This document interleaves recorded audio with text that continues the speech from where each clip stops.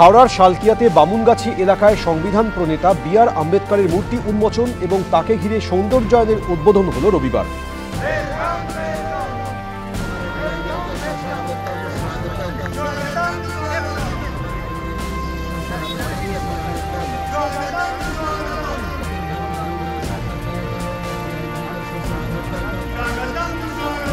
উপস্থিত ছিলেন রাজ্য পুলিশের ডিআইজি কঙ্কর প্রসাদ বারুই, অতিরিক্ত পুলিশ সুপার শান্তি দাস এবং সর্বভারতীয় SC/ST রেলকর্মীদের সংগঠন AISC/ST-RE এর সাধারণ সম্পাদক সমীর কুমার দাস সহ বহু বিশিষ্টরা।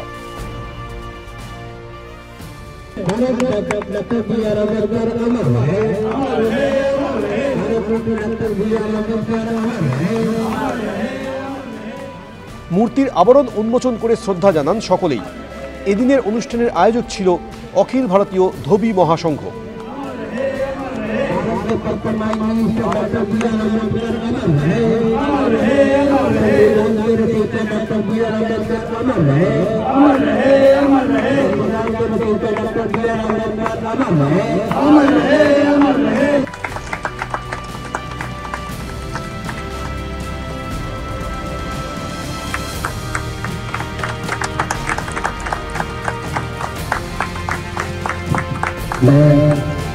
Doctor B R. अम्बेडकर अमर है।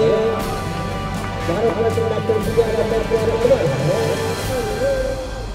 যে জায়গাতে আমি দাঁড়িয়ে রয়েছি এটা হচ্ছে একেবারে মিরিক লেকের পাশে।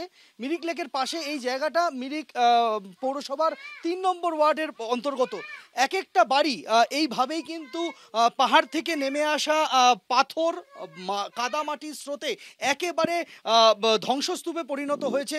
যে বাড়িতে আমি রয়েছি সেই বাড়ির ছবিটা তুমি দেখতে পাচ্ছ, যে সেই বাড়ির ওপরে প্রোটেকশন ওয়াল যেটা ছিল, অর্থাৎ পাহাড়ের গায়ে যে থেকে নেমে আসা ধসকে আটকানোর জন্য যে ধরনের প্রোটেকশন ওয়াল হয়ে থাকে, সেই প্রোটেকশন ওয়াল একেবারে ভেঙে পড়েছে এবং সেটা ভেঙে পড়েছে পাশের বাড়ির ওপরে। যখন বাড়ির বাসিন্দারা তারা এখানে তাদের রাতের বেলা ঘুমোচ্ছিলেন, তখন কিন্তু প্রোটেকশন ওয়াল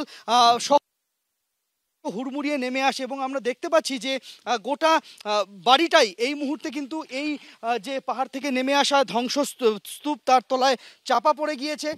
এখানে একটা রাস্তা ছিল, স্থানীয় মানুষজন বলছেন যে এখানে একটা রাস্তা ছিল, যে রাস্তাটা গিয়ে আশপাশের বাড়িগুলিতে যাওয়ার পথ, সেই পথ বন্ধ।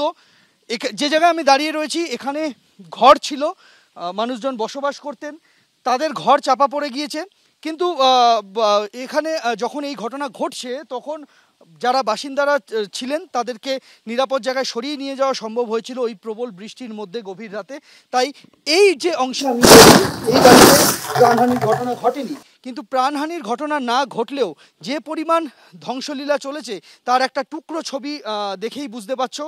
পুরো পাহাড়ের ঢাল বেয়ে নেমে আসা কাদা স্রোত, সেটা পাহাড়ের গায়ে যে প্রোটেকশন ওয়াল রয়েছে, বড় বড় কংক্রিটের দেওয়াল, পাথর দিয়ে কংক্রিট দিয়ে তৈরি দেওয়াল, সেই দেওয়ালকে নিয়ে এই বাড়ির ওপরে পড়ে রয়েছে। এবং আমি এই ঠিক তার ওপরের দিকের অংশের যে বাড়ি, অর্থাৎ একটি ভাঙা বাড়ির ওপরে আমি দাঁড়িয়ে রয়েছি, সেটা দেখাচ্ছি। আর ঠিক তার ওপরের দিকের অংশে যে বাড়ি রয়েছে সেই বাড়ির ছবিটা দেখলেই তুমি বুঝতে পারবে যে সেই বাড়িটাও কিন্তু বিপজ্জনকভাবে ঝুলছে এবং বাড়ির নিচের যে ভিতের মাটি, সেই মাটি আলগা হয়ে গিয়েছে এবং সেই মাটি আলগা হয়ে ঘরের যে কংক্রিটের পিলার, সেটা জায়গায় জায়গায় উন্মুক্ত হয়ে রয়েছে। ফলে এই মুহূর্তে বাসিন্দারা একটাই আশঙ্কায় ভুগছেন, যদি আবার বৃষ্টি হয়, মাটি নরম রয়েছে, আবার যদি বৃষ্টি তাহলে কিন্তু এই বাড়ি ঘর এদের ভার ধরে রাখতে পারবে না এই নরম মাটি এবং বিপর্যয় অনিবার্য।